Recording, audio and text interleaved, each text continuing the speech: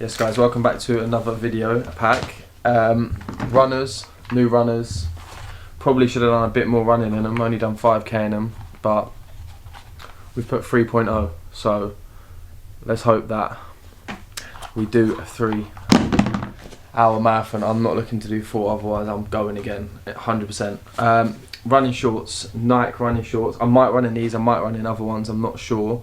The only benefit of these ones is it's got a pocket at the back and it's got pockets, and in the shorts it's got the little stretchy stuff. I don't know what they're called, compression shorts. So I'm going to wear them. Actually not yet, I'm definitely wearing them.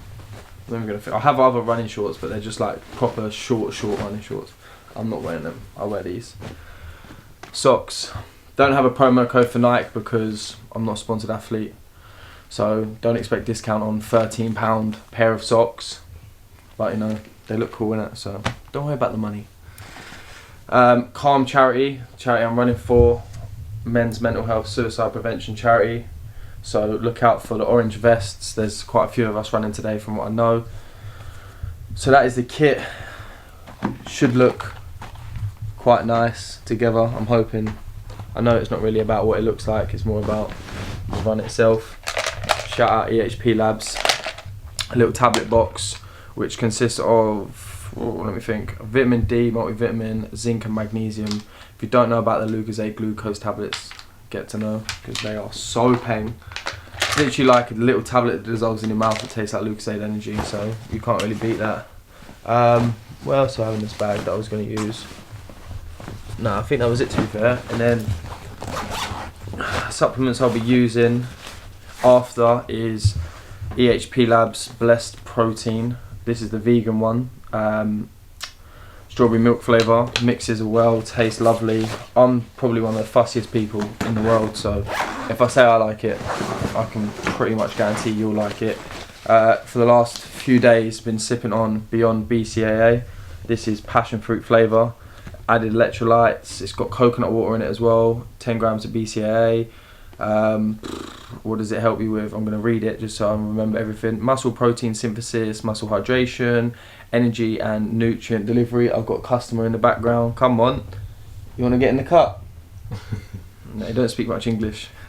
Endurance and stamina, development of lean muscle mass. You know what it is. If you don't know what Bcaa is, search it up. This tastes incredible. I just finished a strawberry daiquiri flavour, so I'll put the link in the description for that. Definitely get some of that. And then the best of the best, a lot of people are saying to me, don't use pre-workout before you run, it will fuck you up, blah, blah, blah. Listen, this pre-workout here, Pride, which is Zach Perner's one, I've got the sour green apple flavour. This has pentaphene, which is got 550 milligrams, which is a 5-stage caffeine release. So if there's any pre-workout that's probably ideal for running, it's probably this, because as I said, 5 stages, it hits you at 5 different stages, so it's not a consistent rush, it's just a progressive, constant energy. 1500 milligrams of Nootropic, so if you don't know about Nootropics, it's brain clarity and focus, so that will keep me very focused for the run. It's got L-citrulline and nitrosine, which is a pump ingredient, and then it's got 5000 milligrams of EAA, so crucial for recovery. So I'm going to be having that first thing in the morning with this Bcaa. And then let's have a look what else I got. Is Longface in the back again. He's not that friendly. No, I'm joking, he's alright. Gel packs, I use Science in Sport for this run. I've got blackcurrant flavour because it's the only flavour that I actually like, so I'll probably take 1 in the morning, 2 on my run. What else am I going to have? Probably a protein bar and some nice carbs and sugar. I love Pop-Tarts, man, so if anyone wants to know what I'm eating on the morning of the marathon, it is Pop-Tarts. Other than that, I will check in tomorrow morning. It is now 11:35, so I will get to bed and then I'll see you all in the morning. Am I nervous? Probably people asking that. Yes and no. I'm not nervous for the run, the distance, the effort, because I've trained hard. But I am nervous because I'm competitive. I've set times in my head that I want to beat. Luckily for me, there's London Marathon in October, Brighton Marathon again in April next year. So if it doesn't happen, not that I'm saying it will because I'm motivated for it, I will go again. That's just how I am. So if I hit my time, then I will definitely put something out there where you lot can write in the comments what challenge you want me to do next. Ironman, triathlon, whatever, cycle event, whatever. Any challenge you think I can do after the marathon, drop it in the comment section. But stay tuned, and I'm gonna check in tomorrow.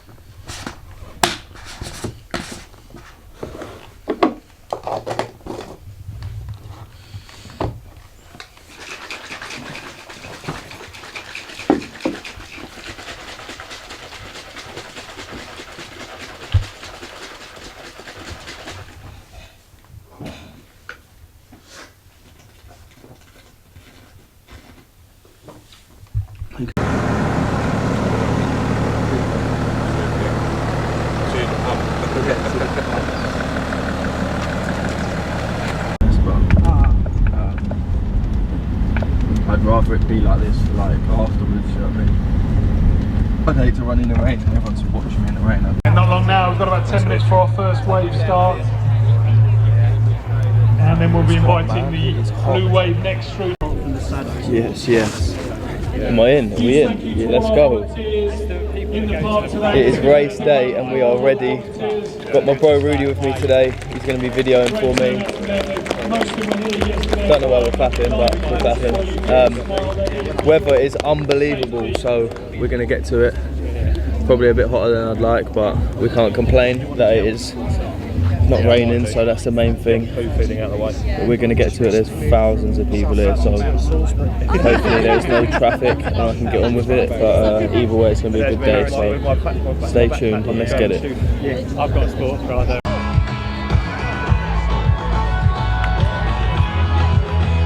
I can get there, I think.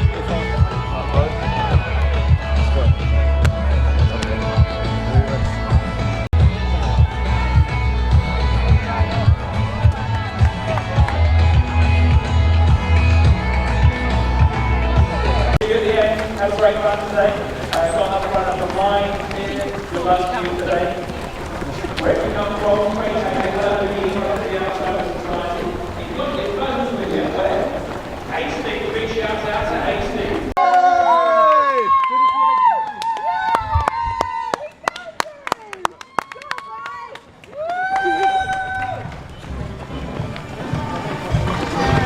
Yeah, it's a bonus.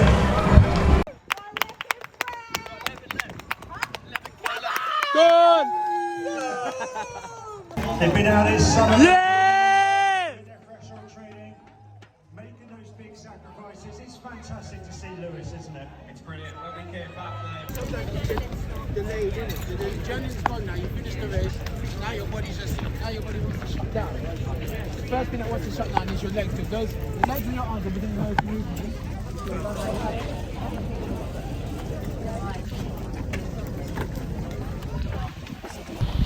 Yes guys, so I thought I'd jump back on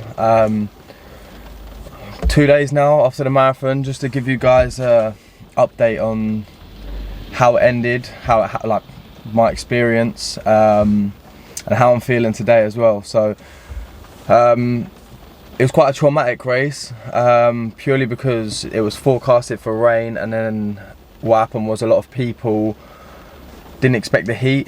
There was a lot of people collapsing, a lot of people obviously stopping. I hit a wall at about, I did it in kilometers, so the marathon's 41.1k. I hit a wall about 32k mark. I think one of the scariest experiences during the race for me was there was a guy that I was running with for the duration of the race, who was next to me, much better runner. His form was amazing. I was keeping up with him as opposed to him keeping up with me. And just as before I hit the wall, he, well, hit a wall, so we say, he collapsed like badly in front of me. And it was awful to see, and obviously hopefully he's okay. Not that I'll probably ever know, but I stopped and picked him up and put him against the wall, and I carried on running. And then on the right hand side there was a girl who had passed out as well, and 2 medics were with her, so I shouted and said that somebody had collapsed. Can you go and see to him? So one woman from the medical team run back to help him out, and I was running shortly after that, and my shoulder dropped and it was like numb, and I couldn't pick my arm up, and I didn't really know what was happening. I didn't know if it was cramp or what was happening. And luckily for me, the St John's ambulance tent was like just on the corner, so they saw me coming holding my arm when I was running, and he was like, come quick. And then one guy put his hand on my chest. Still, I didn't even know what had happened at this time. One medic put his hand on my chest, and the other medic popped my shoulder back in place, and it made like such a horrendous noise. And I didn't really, I felt pain in my neck and in the back of my shoulder, but it wasn't like excruciating at that time.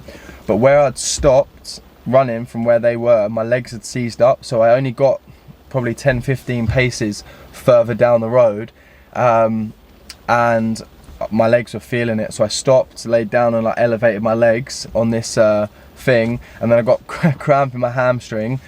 Tried to stretch that, it went to my calf, and then it went to my quad, and then I tried to stretch my quad out, and it was just like the different parts of my legs were getting cramped. So I was like, I need to just keep running. Carried on running. Big shout out to all the people that were in Brighton, all the residents standing on the sidelines with like jelly babies, fruit, gel packs. Like, it was amazing, to be fair. Like, the support from the people in Brighton was definitely, like, didn't expect that, so that was huge. My mum's friend was standing just after I'd hit my wall, and that gave me like a push, because I knew that my mum would be a bit further down. So I saw my mum and her boyfriend just a little bit further down, and at this stage my watch had said you'd finished a marathon, and it was like 3 hours 52, and I was like, oh great. But then just like before that it said 1 mile to go, and I was like, what? Like, the finish line's still down there. Like, it didn't really make sense. So I saw my mum, and I was really in like a bit of a bad way, so I just gave it everything I could when I saw the final stretch, and then I saw my brothers and my mates on the like VIP stand bit on the last stretch. I just gave it everything I could. Like, don't know what I would have done with them at the end for that support. They were so lucky to get from where they were originally to the finish line in time. And then when I got to the finish line and I stopped, their walk from the finish line to get out to the beach village bit was probably the hardest part of the whole race. I had to stop. I got like one of them silver blankets. Went into a bit of like, not like shock, but my body started shaking a bit, and like, I didn't have an appetite to get anything down me.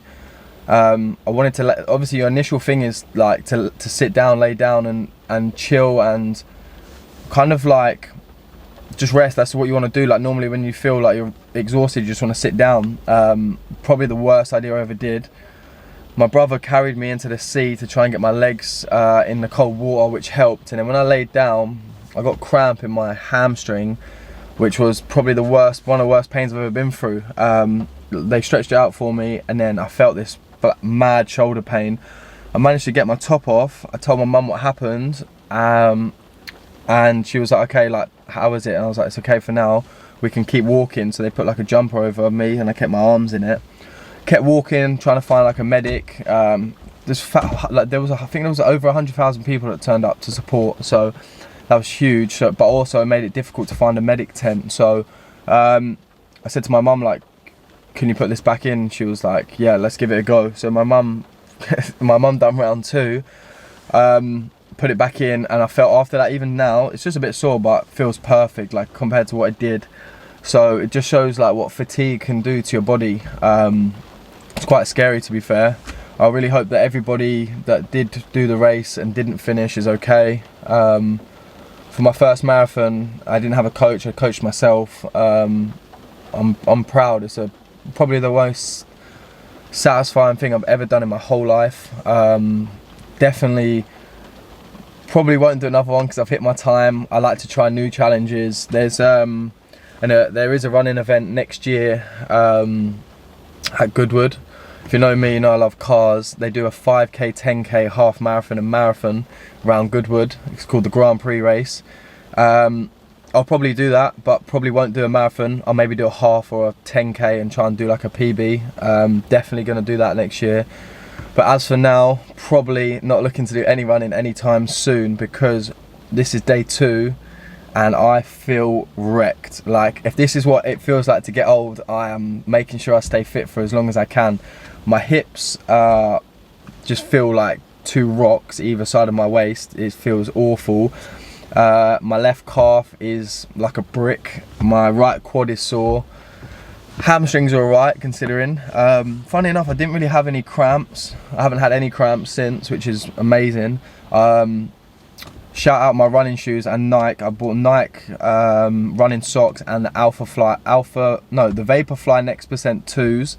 I just put plasters on my heels, on my baby toes and outside of my foot. Didn't get a single blister all race. My feet felt amazing. Probably lost a few toenails, to be fair, because they've gone black, so it's a little bit peak.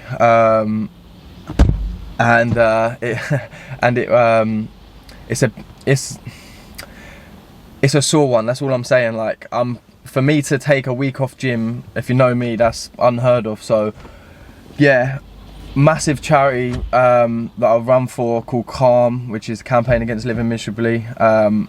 What a support they were throughout the race. I found out at the end as well, when they found me walking down the beach. They said to me that I finished first out of all the runners for the charity, which is huge. So I'm definitely going to run for them again next year in a smaller event. But I want you guys to let me know in the comments below what challenge you think I should do next. Preferably not running, but I am open to a new challenge. Obviously I'm going to need minimum a week to recover, but I'm always up for suggestions, so stay tuned. I'm going to try and get some more content out, so let me know also what content you want to see. I was thinking about doing some car stuff, things like that, but I'm going to just keep it open to suggestions. So stay tuned and let's roll on the next challenge.